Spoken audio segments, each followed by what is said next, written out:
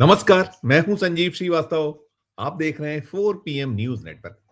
मित्रों, मुख्यमंत्री के भाई के साथ फ्रॉड मामला। जी हां, मध्य प्रदेश के मुख्यमंत्री मोहन यादव के भाई के साथ एक धोखाधड़ी हुई है और वो धोखाधड़ी उसकी रिपोर्ट स्वयं उनके अपने भाई ने की और इस मामले में एफआईआर हो चुकी है और एफआईआर के बाद बहुत सारे सवाल उठे हुए हैं और हमने जो इसका पहला आपको एपिसोड दिखाया था उसमें बताया था कि क्या एफआईआर है, शिकायत क्या है, लेकिन इस पूरे एपिसोड में हम बात करेंगे झोल की, जो हम बात कर रहे थे। और जो झोल है इस पूरे मसले में, पूरे मामले में एक बड़ा झोल, इस जो सौदा हुआ था, ये सौदा मध्य प्रदेश के जो उज्जैन जिला है, उज्जैन जिले के उन्हेल उन्हेल में वो जमीन खरीदी का सौदा हुआ है। 9 मई 2025 को हुआ था वो सौदा और रजिस्ट्री हो चुकी थी और रजिस्ट्री होने के बाद यह सामने आया कि जो जमीन 58 बीघा जमीन वो जो खरीदी गई है, ये नीलेश यादव पुत्र शंकरलाल यादव। और इसमें जो पुलिस से मिली जानकारी ये थी कि ये मुख्यमंत्री के सगे चाचा के सुपुत्र साहब है नीलेश यादव। ने जो जमीन खरीदी थी कोई माधव राव पिता लक्ष्मण राव, 107 त्रिलोक शीतल विहार कॉलोनी सीहोर। और जब ये मामला एक इस तरीके से सामने आया कि एफआईआर उसमें 1 नवंबर को खुद नीलेश यादव ने कराई है और ब्लेम्स ये है कि ये जो उनके साथ बड़ी धोखाधड़ी हुई है, वो जमीन जो है वो जमीन उनकी थी ही नहीं। और अब मामला पुलिस के समक्ष है। मैं पहले एपिसोड में आपको दिखाया था कि पुलिस ये कह रही है, वो जो उन्हेल की पुलिस है उसका ये कहना है कि नहीं मिल रहा है वो शख्स जिसने सारे दस्तावेज पेश किए थे, जिसका आधार कार्ड इसने रजिस्ट्री कराई। और बड़ा झोल है, वहां जो जो पता था वो पते पे कोई और रह रहा है, हम बता चुके हैं। लेकिन अब जो सबसे खास बात है, इस इसमें 2 करोड़ 51 लाख में जो है भूमि का सौदा हुआ था और सौदे के बाद जो भुगतान हुआ है, भुगतान को लेकर सबसे ज्यादा सवाल उठ रहे हैं, उसको लेकर विस्मय प्रकट किया जा रहा है। और बात ये भी हो रही है क्योंकि उसमें जो भुगतान है 2 करोड़ 51 लाख में 2 करोड़ 1 लाख रुपए नगद देना बताया गया है। ये न गले उतरने वाली बात है क्योंकि जो नियम है 2025 में ही इसको बड़ा सख्त किया गया। वैसे तो बड़े पहले से नियम है डिजिटल इंडिया को लेकर। जो मोदी जी की अगुवाई वाली सरकार है, 2014 से सत्ता में है मोदी जी, उन्होंने सारा कुछ करते चले गए, शिकंजा कसते चले गए। ये जो बेनामी सौदे और किस तरीके से भुगतान और लेन देन और तमाम जो है, तो इसमें अब ये है कि आप कोई भी भुगतान 2 लाख रुपए से अधिक नगद नहीं कर सकते। यानी 2 लाख के भुगतान पर भी सूचना इनकम टैक्स डिपार्टमेंट, जो सीबीडीटी डीटी है, यानी कि जो सीधे कर के मामले देखा करती है, वहां और तमाम जगह ही इसकी सूचना हो जाती है। इस मामले में 9 मई को पंजीयन होता है। रजिस्ट्रार जो उज्जैन जो पंजीयन कार्यालय वहां होता है और उस पंजीयन के बाद इतना बड़ा एक 2 करोड़ 1 लाख रुपए नगद भुगतान। और मई से लेकर और अब हम आज नवंबर में हैं। आज तारीख 17 नवंबर हो चुकी है और ये 9 मई का सौदा, तो आप कल्पना कर लीजिए कि इतना लंबा वक्त है। और इस भुगतान को लेकर अब तक न इनकम टैक्स कोई भनक है, क्योंकि अगर होती तो निश्चित तौर पर कहीं ना कहीं सामने आता, इसमें पूछताछ होती, नोटिस इश्यू होते। जो सूत्र कहते हैं, सोर्स कहते हैं, उसमें तो नहीं निकल पा रहा। और हमने कोशिश की हर तरीके से तफ्तीश करने की। हमने जो ये नीलेश यादव हैं जिन्होंने शिकायत की है, पुलिस के समक्ष में पहुंचे हुए कि उनके साथ फ्रॉड हुआ है, तो उनसे कोशिश की थी, नहीं संपर्क हो पाया, मैसेज छोड़े गए, नहीं संपर्क हो पाया। उनका फोन निरंतर बंद आ रहा है। जो उन्होंने एफआईआर में दर्ज कराया है उनका नंबर उन्हें व्हाट्सएप किए गए हैं, अलग अलग तरीके से प्रयास किए कोई हमें क्लू मिले। और सरकारी स्तर पे भी हम कोशिश कर रहे थे कि क्योंकि मामला मुख्यमंत्री से जुड़ा है तो उस तरफ से कोई, और उसमें झोल एक ही नहीं है, नगद ही नहीं है कि ये जो 2 करोड़ 1 लाख रुपए नगद दिए गए, 2 लाख का एक लिमिट है, यानी कि आप 100 गुना अधिक भुगतान। और उसमें सबसे बड़ी बात यह है कि जो इनकम टैक्स के नए रूल्स हैं उसमें 100 गुना पेनल्टी है। आपको भुगतान यदि इतना बड़ा आप करते हैं और वो गड़बड़ होता है, गलत निकलता है, क्योंकि आपको सब कुछ बताना है कि आपके आय के साधन कौन से हैं जो इतने बड़े आप सौदे कर रहे हो। अलग बात है, जांच होगी, पड़ताल होगी। इसमें यदि ये गलत है, गड़बड़ है, तो सोच लीजिए 100 गुना यानी कि 2 करोड़ का 100 गुना पेनल्टी लगने वाली है। ये एक उसका वो नियमावली है। तो ये अपनी जगह है, साथ-साथ जो है 4 पीएम के पास उस रजिस्ट्री की कॉपी है, जो रजिस्ट्री हुई है। इसके साथ-साथ कोई जो ई-ट्रांज़ैक्शन हुआ है, ई-ट्रांज़ैक्शन 10 लाख रुपए का है, ये 21 फरवरी 2025 को होना बताया उस रजिस्ट्री में, जो मैं 4 पीएम का जो रजिस्ट्री है, उसमें बैंक इलेक्ट्रॉनिक हस्तांतरण, बैंक का नाम एक्सिस बैंक और ये नीलेश यादव कर रहे हैं। सब जगह सारा कुछ नीलेश यादव भुगतान कर रहे हैं और माधवराव को जा रहा है और माधवराव अस्तित्व में ही नहीं है।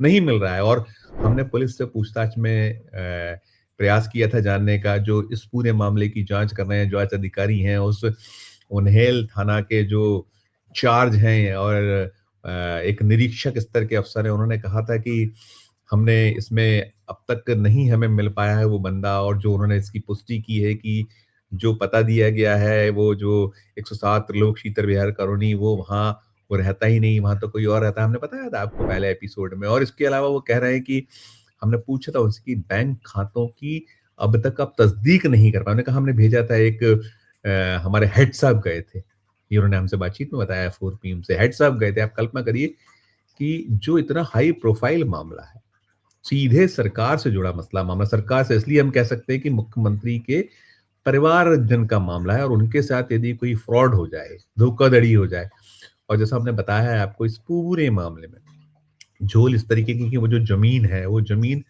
बहुत कीमती ज़मीन है और उसमें जो ये माधवराव जो बने हैं शख्स, वो माधवराव कोई और है ऐसा हमारी पड़ताल में निकल कर आ रहा है और कहीं पुलिस भी ये कह रही है कि नहीं मिल रहे हैं, तो वो कहीं मैच भी होता है और वो ये भी है जो इस ज़मीन जो जहाँ सौदा हुआ है, वो ज़मीन 1962 में कुछ लोगों को दान में दी गई थी, पट्टे पर दी गई थी, हस्तांतरित की गई थी, उनके पास वो सारे दस्तावेज़ हैं, वो दस्तावेज़ भी 4 पीएम ने प्राप्त कर लिए हैं, उससे जुड़ी पूरी कहानी भी हम आपको एक अपने इश्यू में दिखाएँगे, अंक में दिखाएँगे। मैंने कहा था कि ये बड़ा इसमें झोल ही झोल है और वो झोल क्या है, उसके लिए एक ही एपिसोड में उसको समेटना मुमकिन नहीं है। तो ये जो है, ये मामला, ये जो मसला है कि क्योंकि जो इस तरीके के और ये एक आम जानकारी निकल कर सामने आती है कि जो मुख्यमंत्री के परिवार से जुड़े लोग हैं, मुख्यमंत्री स्वयं का भी है कि वो इस जो बिल्डर और कॉलोनाइज़र इस तरीके के काम और काज में उनके स्वयं की कहीं भागीदारी, कहीं कभी उनकी अपनी भागीदारी और कभी उनके अब जो उसके बाद उनके परिवारजन और सब कर रहे हैं, हो रहा है अलग-अलग उनके नाम से कई सारे उनके वो हैं।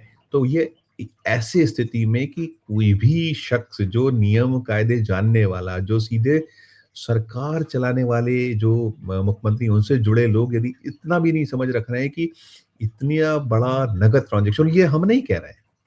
ये स्वयं नीलेश यादव ने जो एफआईआर कराई है पुलिस में, उस एफआईआर में उन्होंने कहा है कि हमने इस तरीके से 9 मई 2025 को 2 करोड़ 51 लाख रुपए में विक्रय जो हमें ज़मीन की गई है, उसमें 40 लाख रुपए चेक के माध्यम से, 2 लाख 1 करोड़ रुपए नकद और 10 लाख रुपए एक्सिस बैंक के माध्यम से ट्रांसफ़र किए हैं, दिए हैं।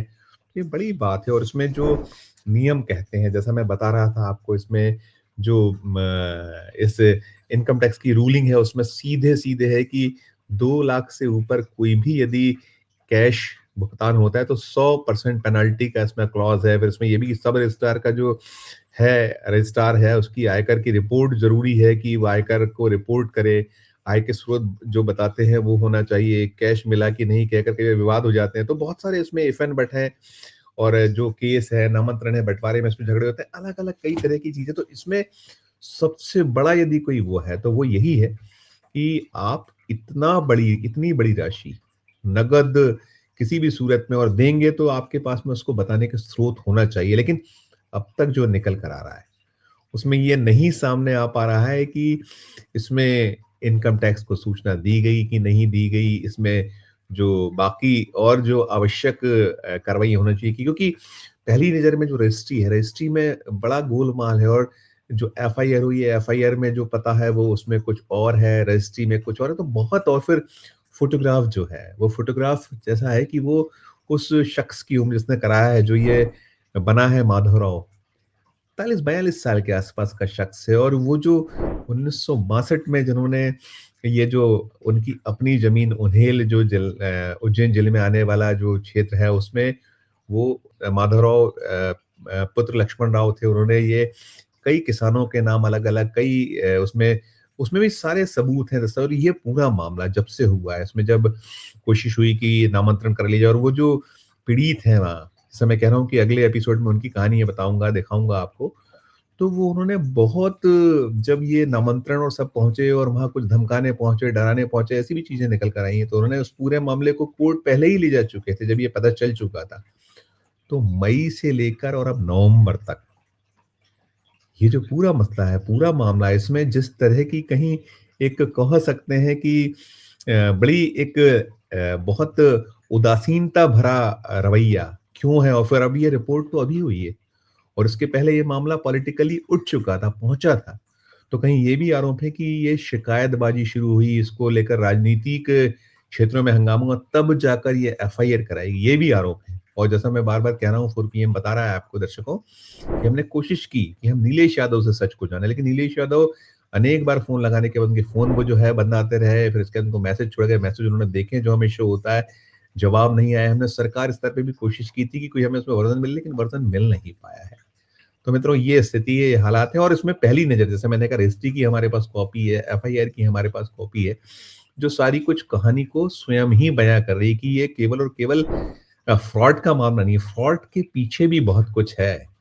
वो जो शख्स जो है जिसका कि कोई वजूद ही नहीं है रजिस्ट्री कराने वाला, तो वो कुछ कहानी ऐसी बताई जा रही है कि कहानी ही सब कुछ इस तरीके की है कि वो और वो ज़मीन जो 2 करोड़ 51 लाख में ली गई उसकी में कुछ हिस्सा तो ऐसे भी है जो अकेले कुछ 58 बीघा ज़मीन में 9-10 बीघा ज़मीन जो बहुत मौके की है, उसके ही जो कीमतें बताई यानी कि वो एक 15-20 करोड़ की ज़मीनें वो हैं, उसके अलावा बाकी ज़मीनों को मिला लें तो एक बहुत बड़ा वो है। क्या कुछ है इसमें जो पीड़ित पक्ष का क्या कुछ रोल रहा है, क्या उनका कहना रहा है, उनकी अपनी क्या कहानी है, वो मैं अगले एपिसोड में बताऊँगा। लेकिन इस एपिसोड में आप देख रहे हैं कि ये सामने है कि ना नियमों का ध्यान रखा गया, ना कायदों का ध्यान रखा गया और मोदी जी के डिजिटल इंडिया की धज्जियाँ बिखेरी गई हैं। ये साफ तौर पर परिलक्षित हो रहा है। तो आपका अपनी क्या राय है? इस वीडियो के कमेंट बॉक्स में अपनी राय प्रकट कीजिएगा और खबर अच्छी लगे तो चैनल को लाइक कीजिएगा, सब्सक्राइब कीजिएगा, ज्वाइन का बटन दबाइएगा तो हमारी हौसला अफजाई होगी। प्यार और स्नेह बनाए रखिए, देखते रहिए 4 पीएम न्यूज़ नेटवर्क। धन्यवाद, नमस्कार।